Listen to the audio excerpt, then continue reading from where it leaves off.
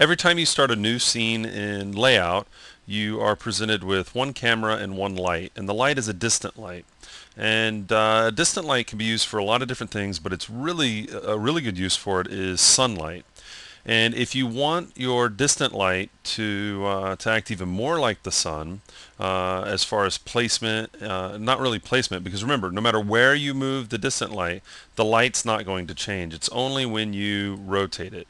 But if you want to be able to have its rotation based off of actual placement of the sun, or sorry, rotation of the sun, I keep using the placement word, but the rotation of the sun, you might find the motion modifier sunspot a really handy tool.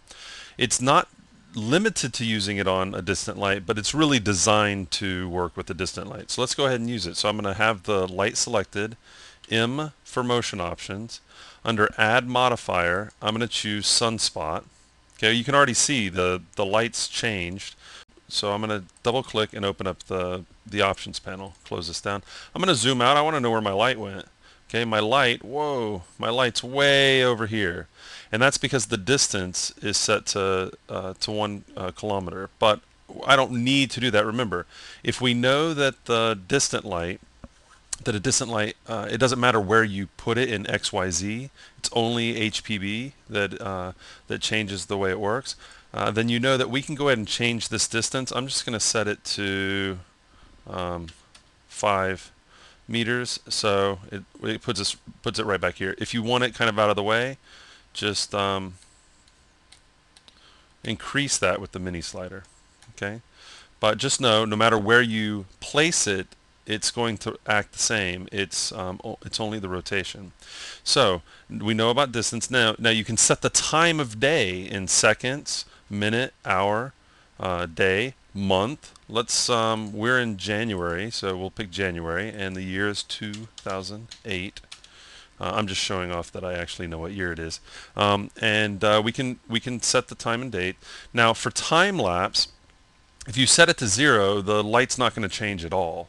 If you set it to 1, the light's going to change in real time, which over 60 frames isn't really going to do much for us. But if you needed it to animate in real time, you would set it to 1. If you wanted to speed up the time lapse, what we could do is we could say, let's do 60 seconds times 60 minutes times 24 hours. Okay, and remember, we can use input fields in Lightwave as a calculator. So this right here will, over 1 second, a day will go by. Okay, so over 30 frames, we're getting to see the sun change within a day. So this would represent 24 hours.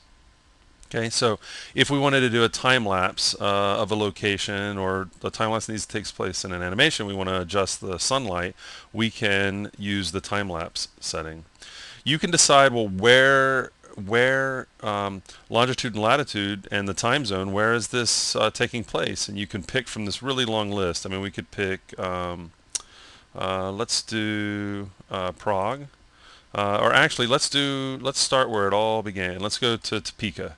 Okay, and so this is going to be based off of the sun in Topeka, and you can change, you can change all these settings and get the exact look you want. It's just using a distant light. Now remember, you can apply this motion modifier to any item, but I can't really see right off its use other than using it for a distant light to control the sunlight in a scene. And you can get as accurate as you want here, and of course the time lapse is going to allow you to animate over time. So this is a quick look at using Sunspot, which is a motion modifier, on a distant light in a scene.